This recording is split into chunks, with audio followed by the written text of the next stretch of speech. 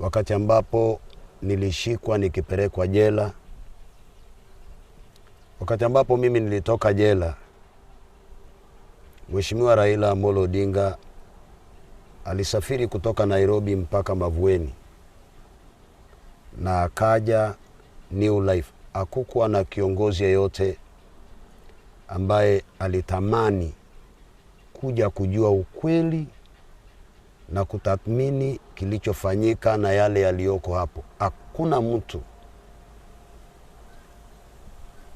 tofauti na babangu wa kiroho Bishop Pius Muyo na wachungaji wake ambao ni ndugu zangu.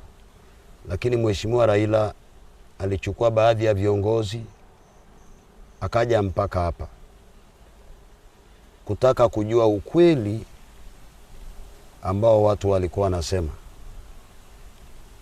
Nilimpeleka kwa nyumba, nilimpeleka shule, nilimpeleka kanisani, nilimpeleka kila mahali.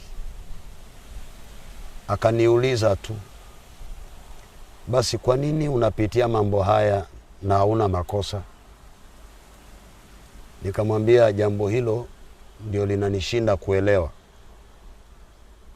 Akaniambia basi ni makosa kwa yale ambao unapitia.